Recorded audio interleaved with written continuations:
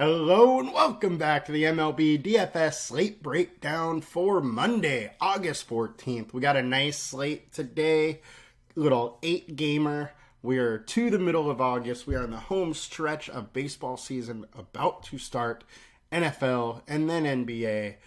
So today on the show, what we are going to do is we were going to go over yesterday's slate, the perfect lineups and the winning lineups, and then we are going to go over the pitching ownership and pitchers to consider, followed by stacks to consider and some ownership on those stacks. So let's get into it, but before we do, come join us at LineStar. $29.99 gets you access to all of the props, all of our DFS stuff for all the sports we cover. It is by far the best deal in sports, in DFS, in prop betting. Come join us. Get involved in chat. It's a fun spot. Now let's get into the game. Let's get into yesterday's slate. All right. So, sorry, that was ownership. Tried to skip through a little bit. All right. So yesterday's slate, Sonny Gray and Freddie Peralta were the perfect lineup pitchers. Have a nice little Blue Jays and A's stack to get it done. And we didn't use anywhere close to the full salary yesterday. Tends to happen when the A's go nuts. Also, there's also a little Yankees stack that was pretty cheap there too that did well. So when that happens, the perfect lineup isn't going to use all the salary. The winning lineup most likely did, or at least came very close though. And, the winning lineup was 45 points away from perfect lineup as normal, and Peralta and Keller were the pitchers that got it done. They had the nice Zach Golf and Seth Brown Oakland stack. They had a 3-man Toronto stack and a 2-man Yankees. So I think on Friday or Thursday it was a similar thing. Maybe it was Friday actually. Thursday night, a similar where it was 3 different stacks, 3 small stacks got it done. Happens once again, and it does look like Sound Bet only had 1 entry, so they took it down. They actually split with Cardinals here, and Cardinals had a different lineup. He also had Preller and Keller, but he had a 5-man Toronto stack with a 2-man Oakland that got it done. So congrats to those two. You guys won the contest. You split it and took it home. And now let's get into the FanDuel perfect lineup.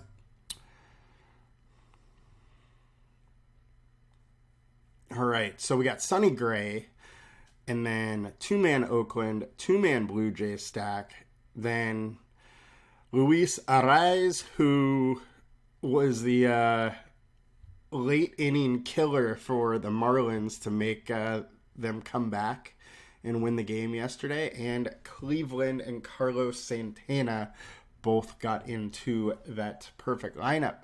Now the winning lineup on FanDuel, it was Giant Squid again. He's been on a tear lately.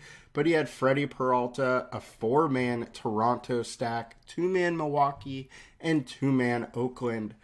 Now, that beat my lineup, which I got 4th yesterday.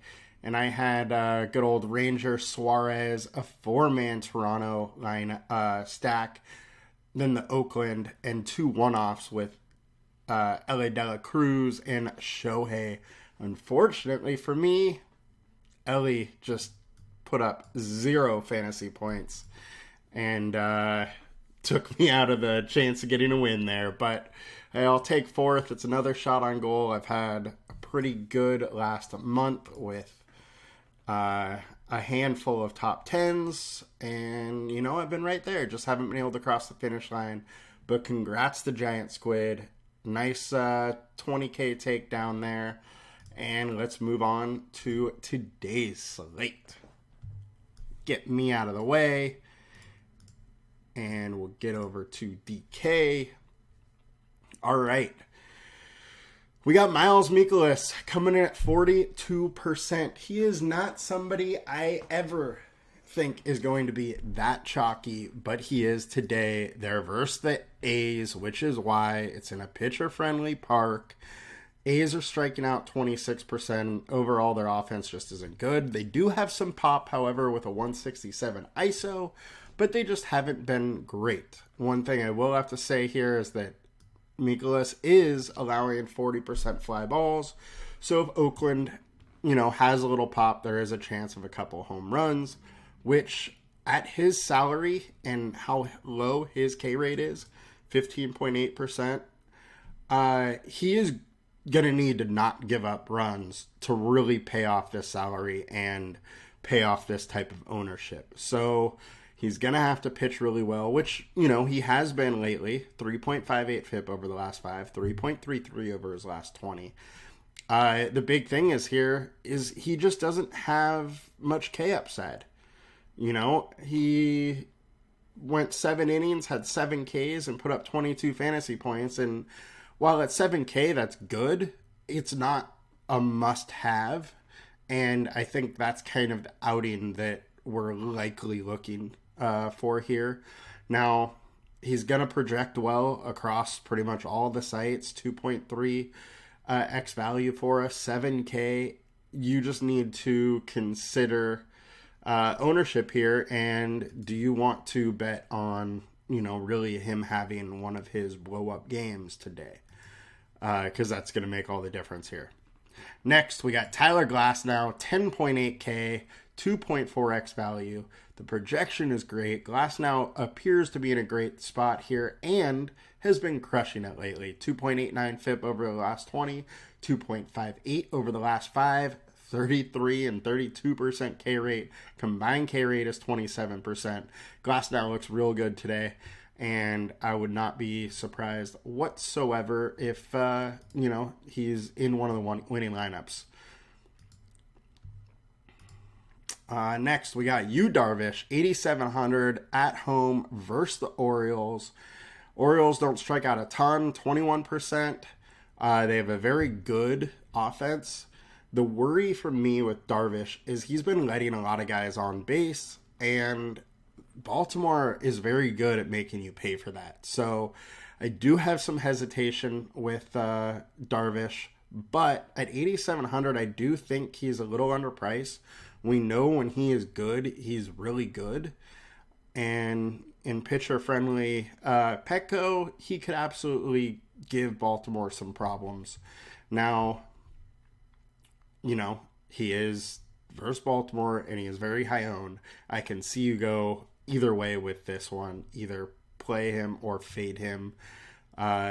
It's not like he's been an absolute stud. Yes, his ERA over the last 5 is 2.76, but his FIP is 4.7, sorry. So I think he's been getting a little lucky. And, it could be some regression coming because of that, but we'll have to wait and see. I don't mind going to Darvish. I don't mind fading him. I'll probably have a little bit. Next, we got Max Scherzer at 11K. Now, of all these high-owned ones, 11K Max Scherzer is likely where I'm not going. So, look, he has a 27% K rate. That's fine. Decent upside in this matchup because the Angels strike out 24%. But he's 11K and he has a 4.43 FIP over his last 5 and a 4.98 over the last 20. Scherzer just is not as good as he used to be. Fly ball rate of 55%. He's allowing 1.8 home runs per 9. I would not be surprised whatsoever if the Angels hit a couple out on him. And if they do that at 11K, you're not winning a GPP with him. Just my thoughts there. You do as you wish. It's not financial advice. All right. Next, we got Logan Gilbert, 9,700. He's following up on just an unbelievable outing against the Padres last week. But look, KC versus righties, only a 19% K rate, ISO 170. They've been hitting very well as of late. Now, Gilbert is good. His StatCast data is a little bit sketchy here. 43% hard contact, 41% fly balls. At least the wind is not going out today in Kauffman Stadium, but it is a pretty dangerous spot for Logan Gilbert. So I am definitely not going all in, even though he is cheap here. And I totally see why people are not going there. Next, we got Brady Singer versus the Mariners. Look, Mariners striking out 26%, and all of a sudden we've seen a very good Springer over the last, 4 or 5 starts here. He's been in the perfect lineup 3 of the last 4, 3.22 FIP, 24% K rate, which is up from his 19% over the last 20 starts. Moral of the story is he's been good. Seattle isn't great versus righties, and Singer's averaging almost 38% more fantasy points at home. Combined K rate at 25.5 at 7,900 is very enticing, but with all of that being said, he's only 1.7 value, 13.5 fantasy projection here. I can see you getting here if you want. You will have to force him in a little bit. He is a little bit interesting. I don't love it, but I totally get it. Manaea, he's likely to be coming off the bench again. We have seen or out of the bullpen, long relief type issue. We've seen some interesting games out of him doing long relief, but I have a real hard time paying for him. Even when he's this cheap, when, we really have no idea how many innings he's going to go. Grayson Rodriguez, 4%, 6,400. Look, Padres are in all sorts of hurt right now. I think they labeled last night's game as a do or die, and they lost it. So don't really know how the Padres are going to feel coming into this game. They might be, a bit hurt, a bit worn down from losing 2 of 3 versus Arizona in a very key series. But at 6,400, I think this is just too cheap for Grayson Rodriguez. He has a 2.67 FIP over his last 5, 21% K rate, so not a huge K rate here. But it's a very interesting spot with the fact that he's just so cheap. And since he's came back, he's been fairly good. So I don't mind getting here a little bit. As, his StatCast data looks good. His last 5 start data looks good. I'm a little bit intrigued. The one thing is projection just not totally here.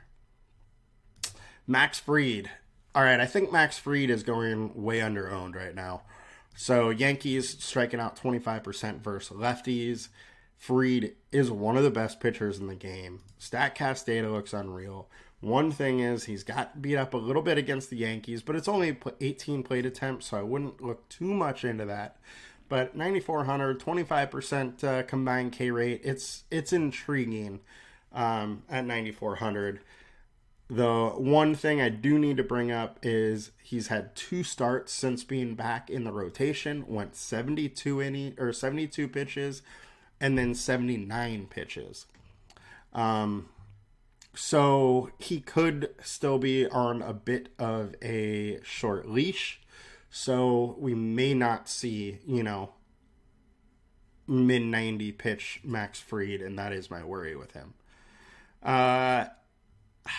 Only other one that I would kind of consider, he's a lefty. Yeah, and that's about it for pitchers here. So let's get over to FanDuel ownership. So ownership on FanDuel is a bit different. We got Scherzer at 10.5K, 37% owned. So he's, a decent bit cheaper on FanDuel here. Same thing, he just hasn't been that great of a pitcher. He does have some K upside in this matchup, so I get it if you want to go there. I do think that the Angels are able to get to him a little bit just to, give him a couple runs here. He hasn't been all that great as of late with that 4.43 FIP. So he's interesting, kind of expensive. All right, Mikolas is 1K more expensive and getting a little less ownership here on FanDuel. And it's all the same stuff. Look, there's some strikeout upside because Oakland strikes out so much. And, another team that strikes out a lot, Minnesota, he was able to get 7 Ks against them. White Sox, 6 Ks. So his, ceiling games, he's able to get up there in the K department. But generally, he just can't. And having a 16% K rate at 8K and is high owned is very suspect for me, and not totally sure I'm going to get there. Tyler Glasnow, I think at lower ownership than on DraftKings and lower than Scherzer, I would absolutely probably be paying for Glasnow over Scherzer. Yu Darvish, 9,700, 9% owned. He is a little more interesting on FanDuel due to his ownership for me.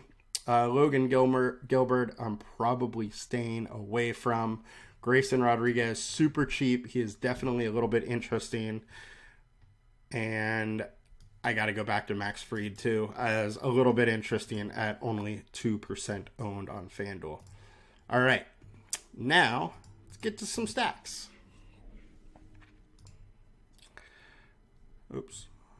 All right, so our highest owned stack today is Arizona. It is in Colorado. That is why they're so high owned. And Flexen's just not that good. 9.84 FIP over his last 5, 7.34 over his last 20. The Diamondbacks can hit the ball, and it appears that they are in a very good spot to do just that. Next, we got Mets versus Quinn Prester. Prester is another guy that has not been very good. 6.33 FIP over his last 20 and over his last 5. He just frankly is not great. Let's get over to DraftKings. I just noticed I was on FanDuel.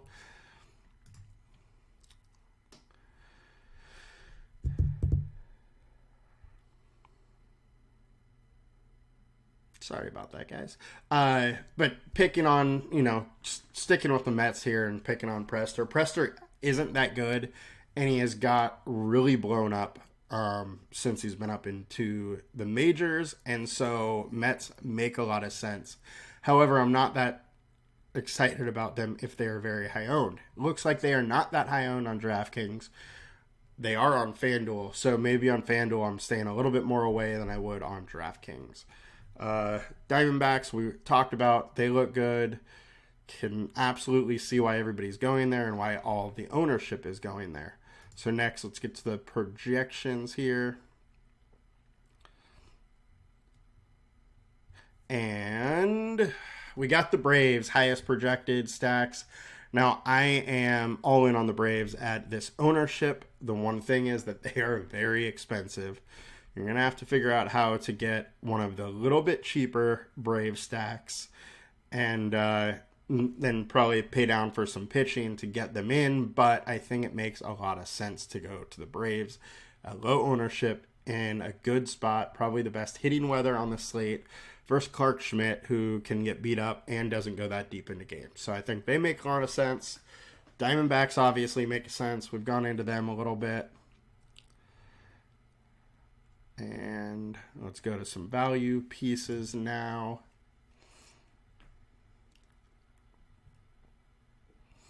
All right, so Mets are up there now. As we talked, Prester hasn't been good. Pirates are up there. Makes a lot of sense to go against Carlos Carrasco. Brian Reynolds is on fire recently. And Pirates have some guys with some power, so it's definitely interesting. And Carrasco, high 5s FIP over his last 5 and over his last 20, so you can definitely try and pick on them.